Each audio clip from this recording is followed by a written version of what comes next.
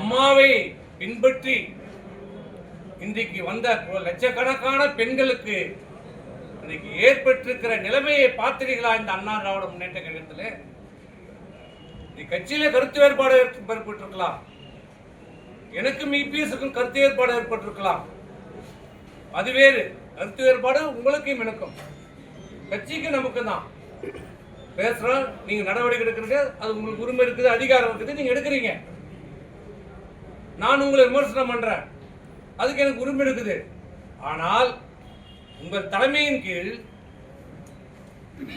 உங்கள் நேரடி பார்வையில் இன்றைக்கு இந்த இயக்கத்தில் உழைத்து கொண்டிருக்கிற அம்மாவை பின்பற்றி இந்த கழகத்துக்கு வந்த பெண்களை தரக்குறைவாக மானபங்கப்படுத்தி, அவமானப்படுத்தி, கேவலப்படுத்தி இப்படிப்பட்ட செய்திகளை பரப்புகின்ற நபர்களை ஊக்குவித்துக் கொண்டிருக்கிற தலைமை இன்றைக்கு.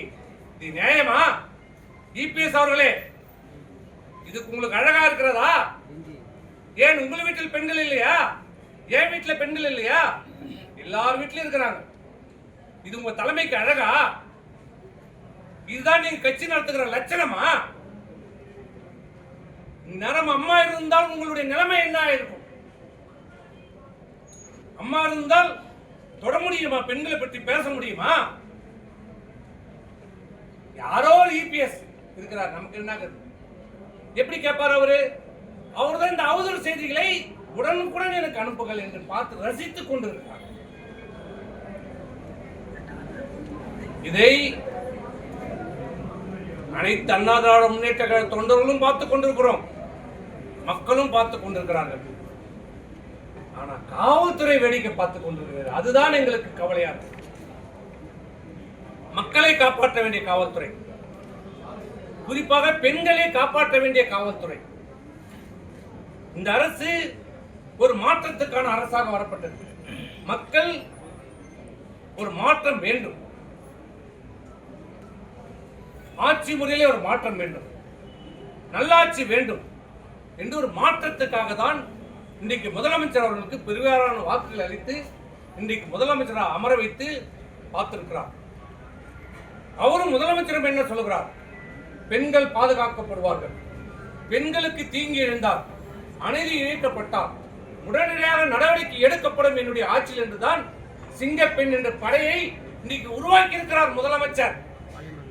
ஆனால் இங்கே இந்த விழுப்புரம் மாவட்டத்தில் நிலைமை என்ன? விழுப்புரம் மாவட்ட நிலைமையில என்ன நிலைமை? இன்றைக்கு பெண்கள் தைரியமாக பொது வாழ்க்கைக்கு வர முடியாது. இனிமேல் யாரும் வர முடியாது, அச்சப்படுகிறார்கள், பயப்படுகிறார்கள். இந்த நிலைமை எங்கே போய் முடியும் என்று தெரியவில்லை.